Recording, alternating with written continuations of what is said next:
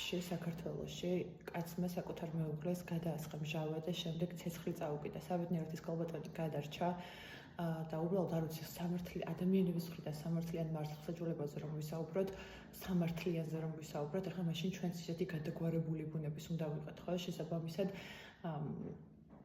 არ ვიცი რა სხვა რა გამოსავალია, კომენტარსაც ვერ ვაკეთებ, არ ვიცი სამუდამოდ ჩასვათ ციხეში.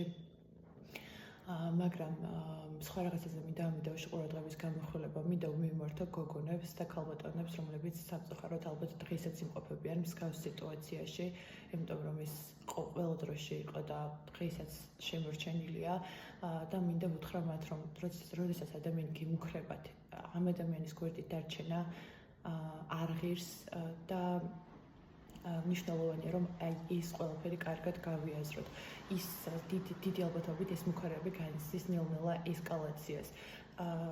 დღეს სამედიეროდ არის მდგომარეობა ისეთი, რომ SMS-ების გამო შეიძლება დაიჭირონ ადამიანი, ანუ ქმარი ამ ცოლს უგზავნეს მუქარის SMS-ებს, ამის გამო შეიძლება დაიჭირონ. ამიტომ აუცილებლად უნდა მოძებნოს ადამიანმა გამოსავალი, შეიძლება არ იყოს საპოლიციო ძალების ჩარევა, მაგრამ აუცილებლად უნდა მოძებნოს ადამიანმა გამოსავალი, რომ გაიცალკევოს და რაღაც პერიოდი მაინც გაერიდოს და მერე მიიღოს ამის შესახებ გადაწყვეტილება. ხოლო რაც შეეხება ადამიანებს, მამაკაცებს, ბიჭებს, კაცებს, რომლებიც ძალადობენ, არ ვიცი, მინდა მათ მივმართა, რომ ეს უბრალოდ არის ძალიან დიდი სირცხვილი და ვირსაც ვერ პოვებთ ამის გამართლებას ვერც ერთ ჯგუფში, ნუ გარდა იმისა, იმ დამახინჯებული ბუნების ადამიანებისა, რომლებიც თქვენაირი ცხოვრებით ცხოვრობენ, ასე რომ ელექციის წაკითხვას არ დავიწყებ, მაგრამ უბრალოდ მინდა რომ გაიაზროთ, რომ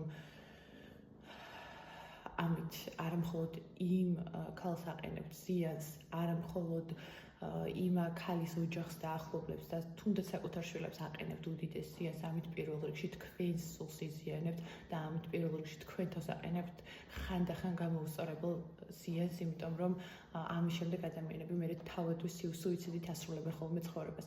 ასე რომ არ ღირს უბრალოდ ამის გაკეთება.